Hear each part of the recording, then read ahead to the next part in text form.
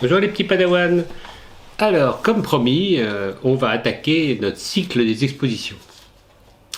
Alors j'ai décidé, arbitrairement, je suis votre tyran domestique, j'ai décidé de commencer par un artiste qui s'appelle Eduardo Arroyo.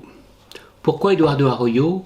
Parce que c'est un peintre et rentrer dans l'art contemporain, dans la vision des œuvres contemporaines par la peinture, me semble un joli pied de nez.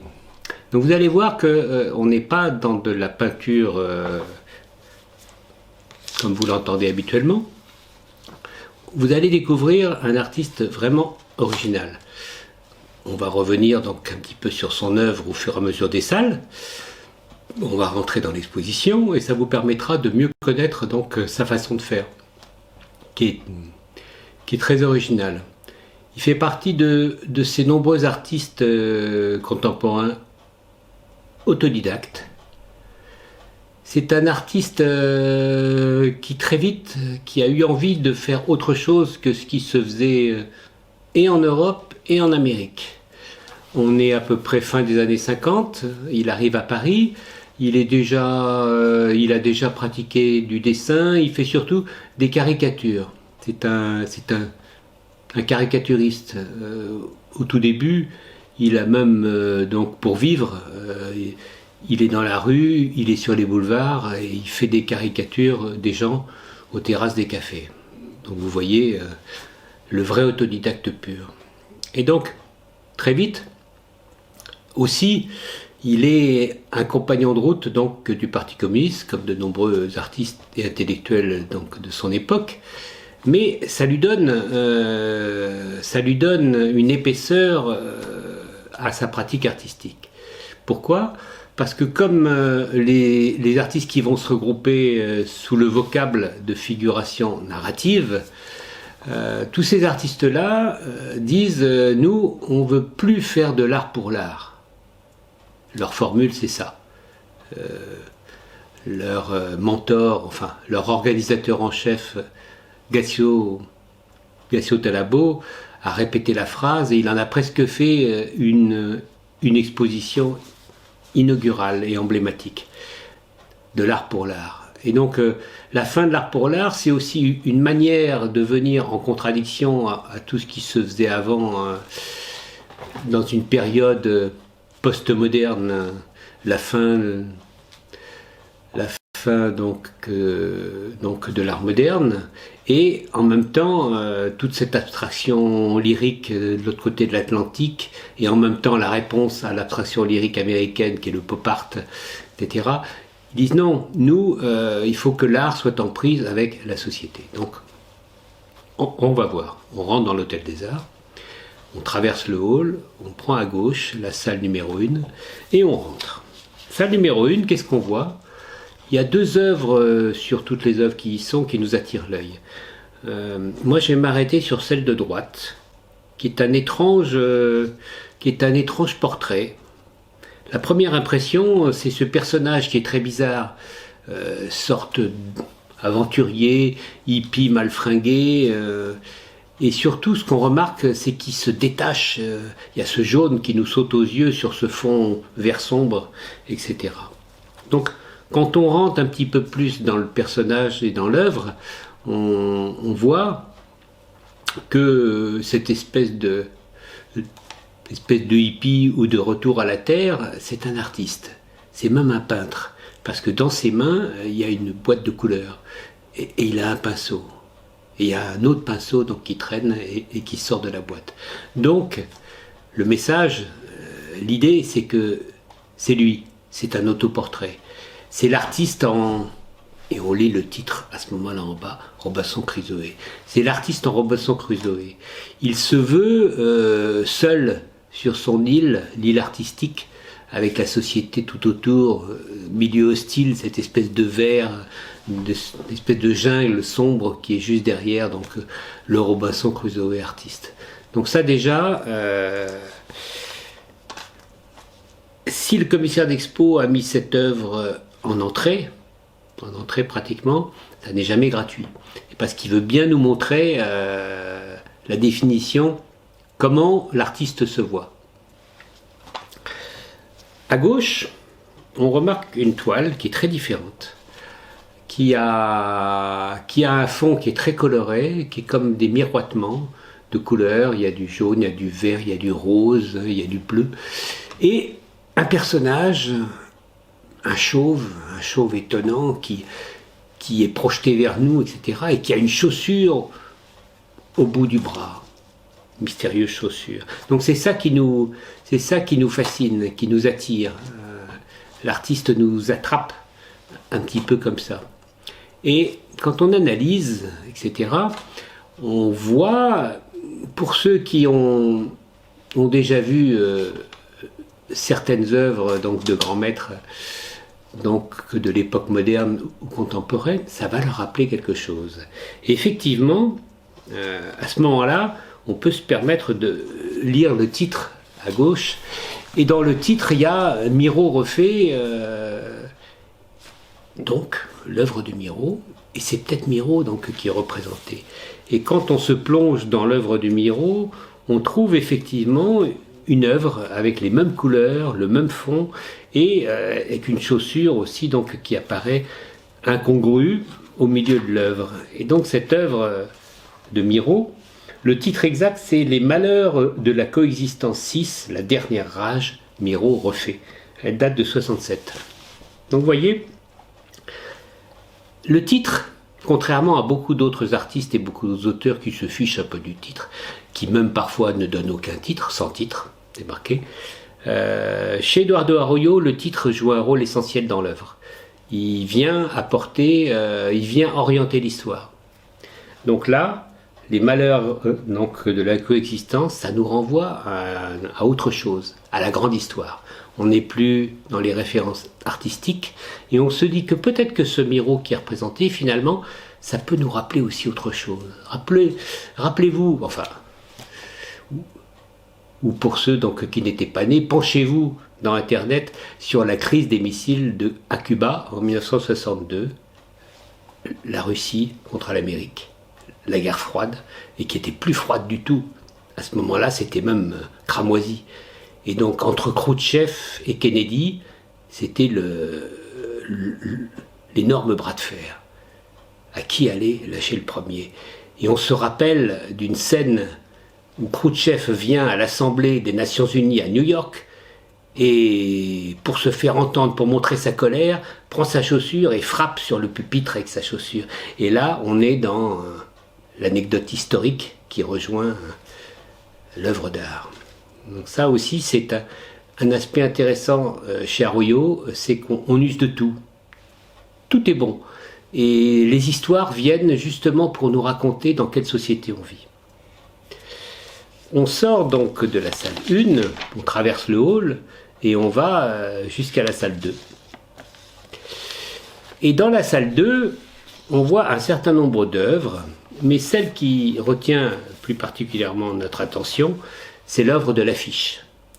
C'est ce bonhomme chic, en costume sérieux, etc., qui descend l'escalier sur la tête. Première impression, on est complètement déstabilisé. Que vient faire ce gars qui a l'air d'un banquier, ou d'un homme politique, d'un notable, d'un dandy, je ne sais pas, et qui est la tête en bas dans l'escalier. Donc la première impression, c'est celle-là, c'est l'étrangeté. C'est quelque chose qui veut nous frapper. Et donc, on analyse encore un petit peu et on remarque que la peau est remplacée par une mosaïque de taches de couleurs, à la fois sur la figure comme sur les mains. Et donc, quand on réfléchit, on se dit, voilà, Arroyo nous donne une piste. Cet homme-là, c'est un artiste, c'est un manieur de couleurs, il en est imprégné. C'est un artiste qui descend l'escalier sur la tête, c'est qu'on lui veut du mal, c'est qu'on l'a poussé, c'est qu'on l'a bousculé, on l'a projeté. Effectivement, les œuvres autour nous renseignent, c'est un règlement de compte entre non seulement Arroyo, mais tous les artistes de la figuration narrative qui veulent tuer symboliquement Marcel Duchamp. Pourquoi Marcel Duchamp? Parce que Marcel Duchamp, c'est celui qui a enterré la peinture, enfin qui a voulu enterrer la peinture. Alors, les mauvais esprits ont dit que c'est parce que n'était pas un très bon peintre. C'est quand même abusif. Et entre autres, l'une de ses dernières peintures, dans les années 1915-1913, c'était le nu descendant l'escalier, d'où la référence directe à Marcel Duchamp. Et sur les œuvres qui sont à côté, vous voyez que Arroyo et ses compères vont même jusqu'à assassiner Duchamp et l'enterrer avec un drapeau américain sur le cercueil parce qu'il a trahi.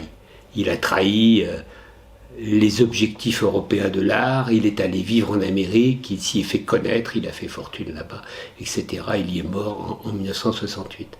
Bref, c'est un règlement de compte. Il n'y a pas de fleuret moucheté là. On est vraiment... on est dans la guerre. Eduardo Arroyo, avec ses pairs, avec ses compères, veut régler des comptes.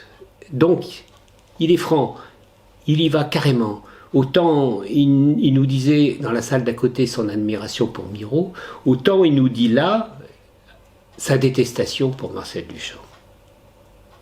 Et ça, c'est nouveau, règlement de compte en matière de peinture. Donc cette salle 2 nous donne aussi un certain nombre de références. Entre autres, il rend hommage aussi à son ami japonais Keizo, qui est décédé, et il rend hommage aussi à son camarade Adami. On sort de la salle 2, on va vers le hall, donc du rez-de-chaussée, et là, on va tomber en arrêt sur une œuvre très, très intrigante. Toute noire, c'est un vrai polar. On est dans un film noir. Et là, on voit Eduardo Arroyo nous déclare son amour pour le cinéma et pour les films de genre. Il adore les polars. Et là, véritablement, il se sert du polar pour nous dire quelque chose. Première impression, c'est effectivement cet étrange personnage du fric dans la main, une valise et des scènes colorées autour et des personnages aussi assez intrigants. Donc, on sent une atmosphère de cinéma. Ça, c'est la première impression.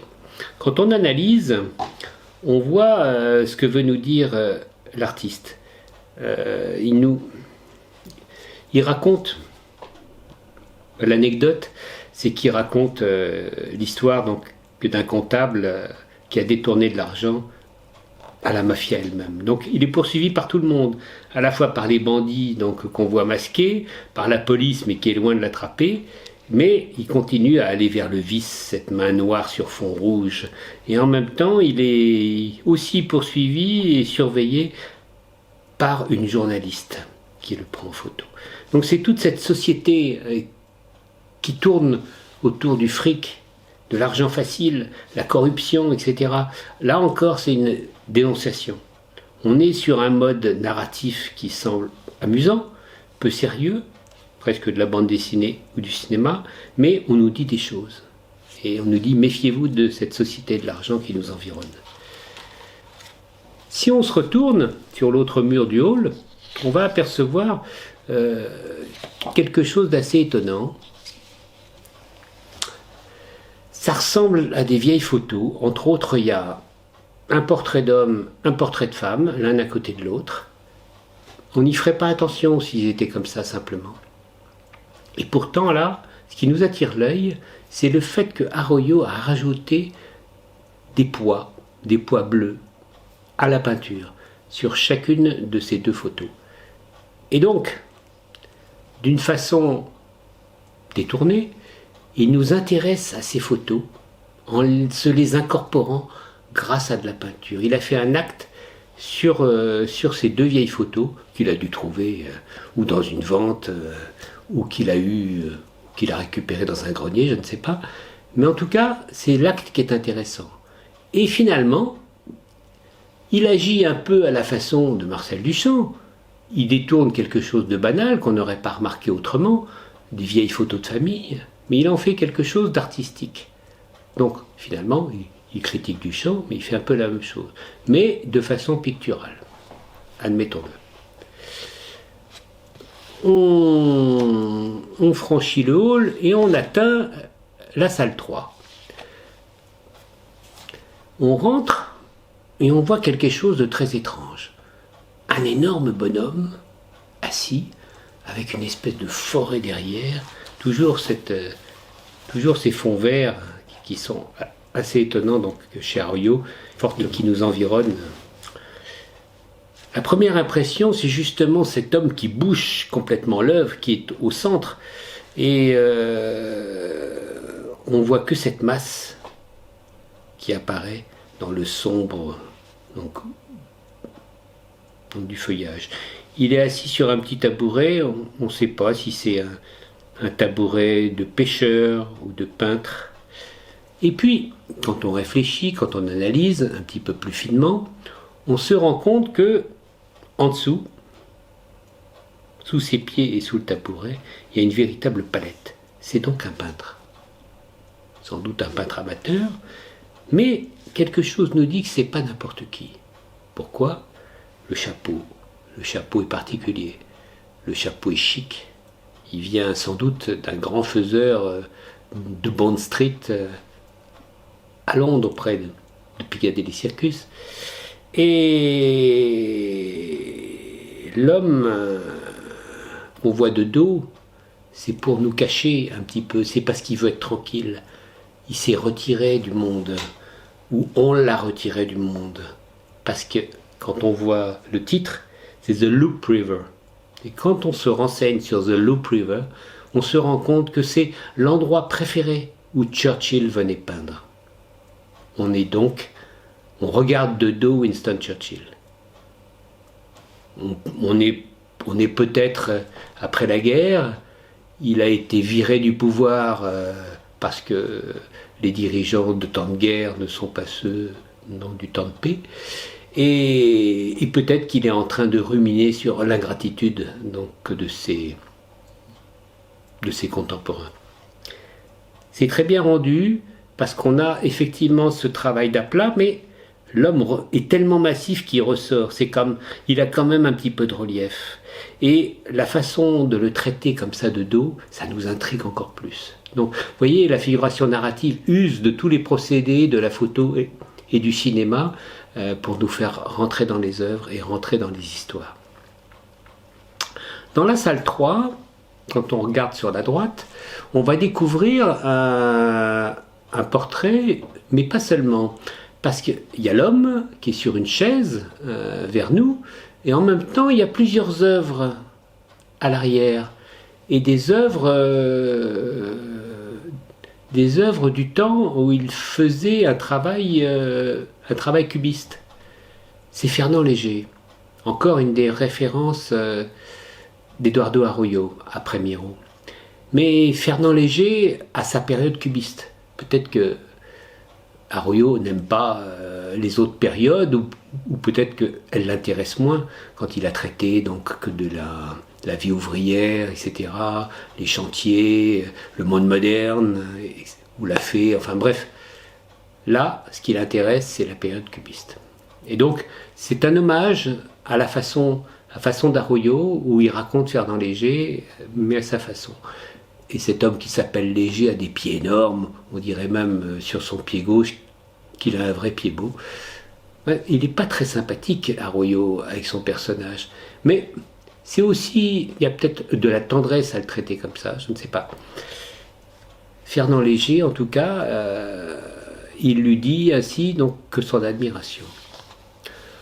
On va grimper, on prend l'escalier et on rentre dans la salle 4 sur la gauche. Et là, dans la salle 4, on a affaire à quelque chose de très différent.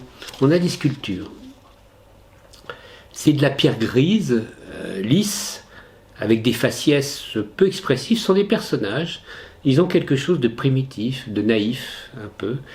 Et quand on voit les titres, on voit que Eduardo Arroyo s'est intéressé à des personnages assez pathétiques ou assez débonnaires, soit fictifs, soit réels, soit les deux à la fois, comme Don Quichotte, comme Bécassine.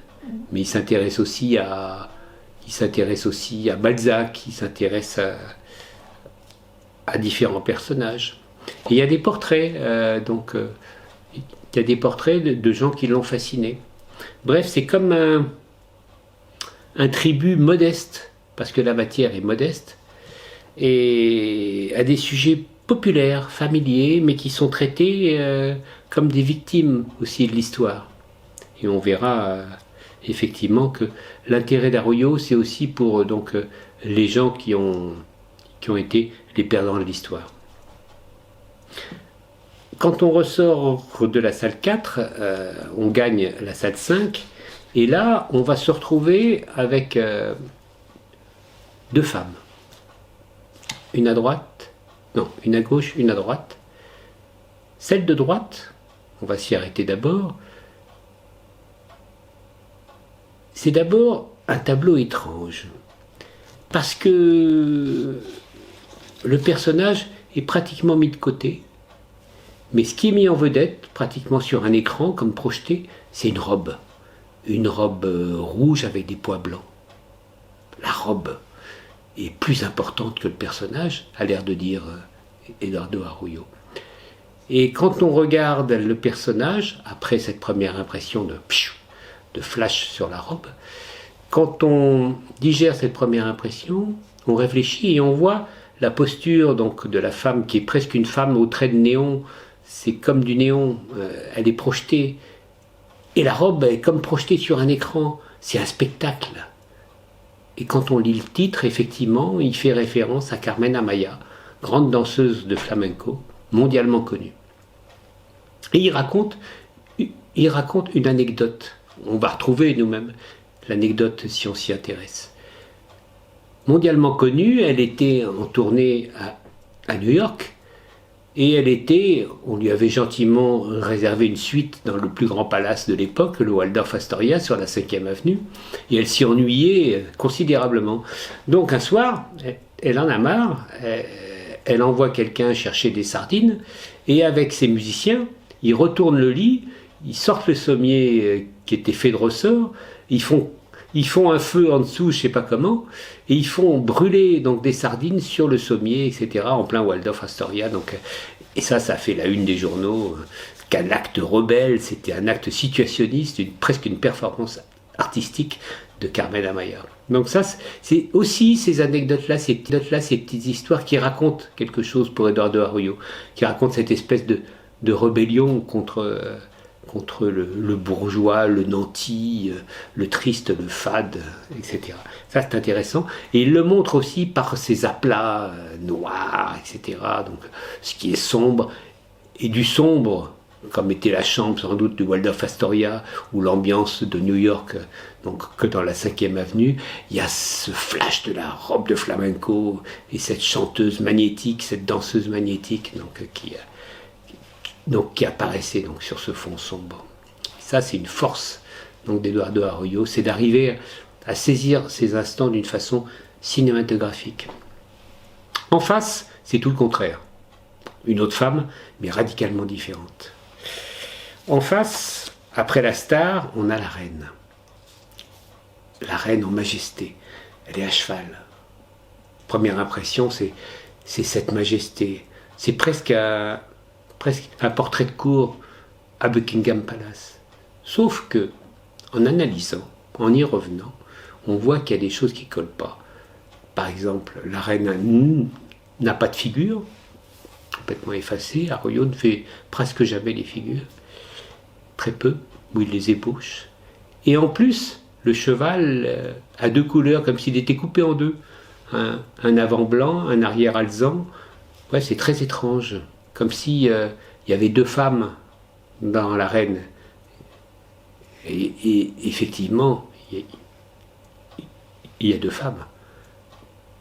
Comme chez Amaya, donc, qui est femme et star, et elle, qui est femme et reine, sont des personnages. Elles ont des rôles à jouer, l'une comme l'autre. Et il nous les met, le commissaire d'expo nous les a mis face à face. C'est pas par hasard, c'est vraiment pour nous dire, regardez, la société les met dans des rôles comme ça, n'empêche qu'elles jouent une comédie sincère. Elles y croient, et elles nous font y croire. C'est ça qui est la majesté du spectacle, que ce soit le spectacle de la cour, ou le spectacle donc du théâtre ou du music-hall. On va ensuite vers la salle 5 et on finira par là. Et dans la salle 5, là, on a affaire à une œuvre foisonnante. Il y a plein de choses. On voit une sorte de reine avec des pieds d'aigle ou de faucon, et de ses pieds sortent une espèce d'hydre avec plein de têtes, comme toutes les bonnes hydres doivent avoir plein de têtes. Et là, on voit encore, on devine le chaos. Quand on réfléchit un peu plus, effectivement, il y a encore un message, un vrai message politique. Ne serait-ce que le titre. La grande prostituée de Babylone. La ville qui pourrit tout, les hommes qui cèdent à l'argent, qui cèdent au pouvoir. Et cette reine, cette prostituée, cette femme qui aurait dû être vierge et pure et qui devient la prostituée de Babylone, tout est corrompu. Et donc on voit les hydres, ça peut être le banquier, le notable, l'homme de pouvoir, l'homme de religion, etc., comme ceux qui sont aux quatre coins comme une carte. C'est comme si c'était un jeu qui avait mal tourné.